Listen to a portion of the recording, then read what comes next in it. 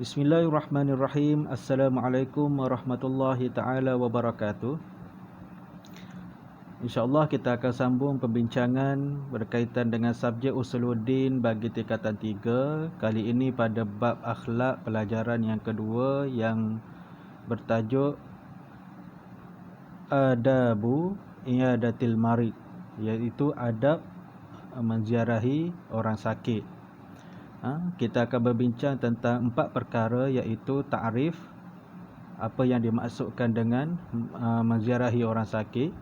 Kemudian dalilun naqli, dalil daripada nas, hadis berkaitan dengan menziarahi orang sakit. Adab iyadatul marid, adab ketika menziarahi orang sakit. Dan fawaid iyadatil marid, faedah ataupun kelebihan menziarahi orang sakit. Okey, kita teruskan kepada ta'rif iyadatil marid, iaitu apa yang definisi menziarahi pesakit, iaitu yang pertama hiya ziyaratuhu, iaitu menziarahinya.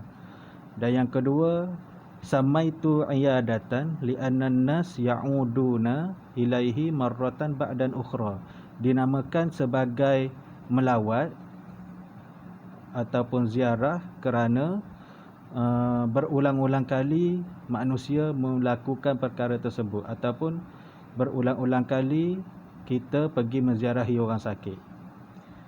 Okey, seterusnya kita tengok dalilun naqli, sebuah hadis daripada Abi Musa al-Ash'ari, anin Nabi sallallahu alaihi wasallam qala, Rasulullah sallallahu alaihi wasallam bersabda,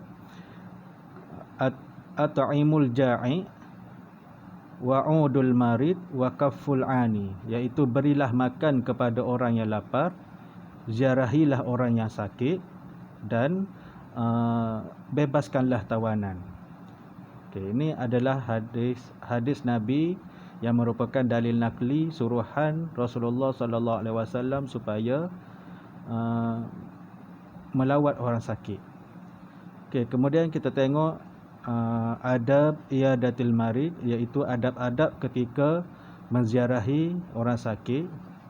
Yang pertama, hiffatul jilsah, iaitu duduk sebentar sahaja, tidak mengambil masa yang lama ketika melawat pesakit.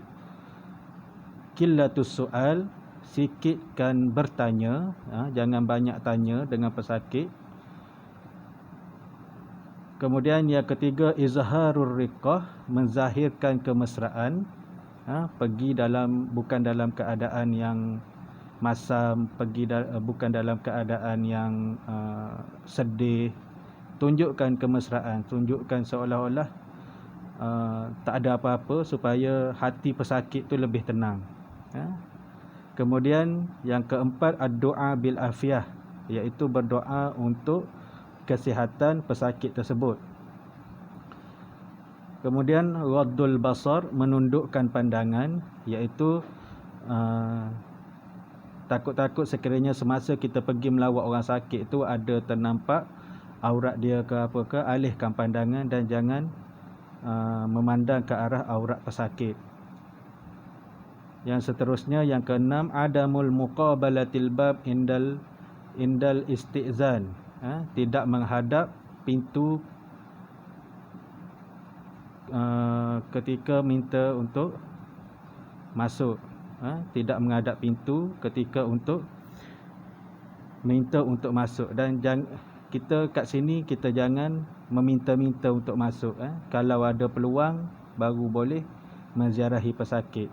Kalau pergi hospital tu kena ikut turn lah, maksudnya masuk.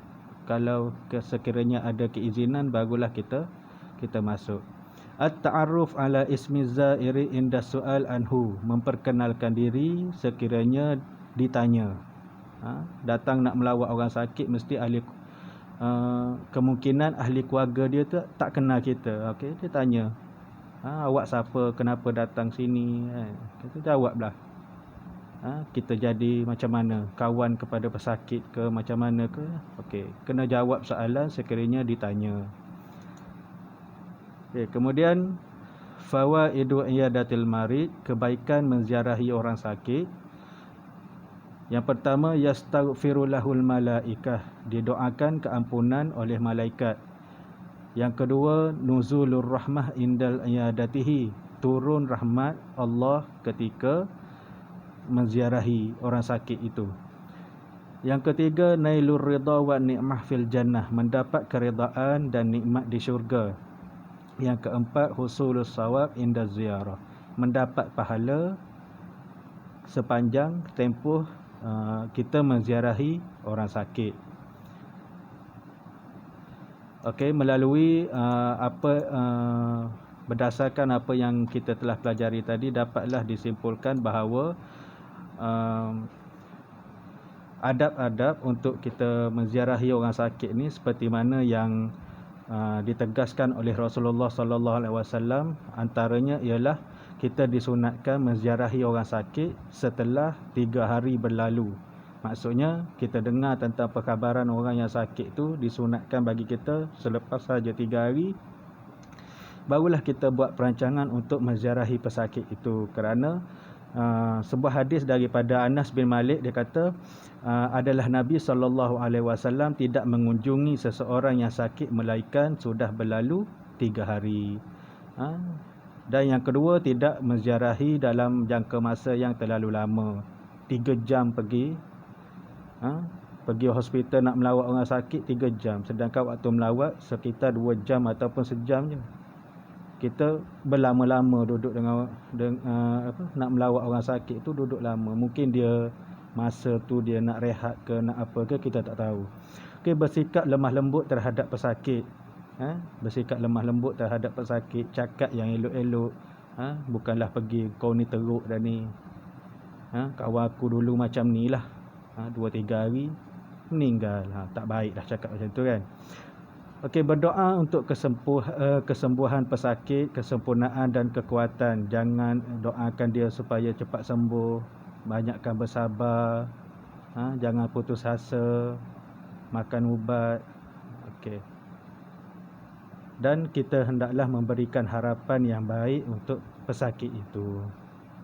Okey, itu saja untuk perkongsian pada kali ini. Wallahu a'lam bissawab. Assalamualaikum warahmatullahi wabarakatuh.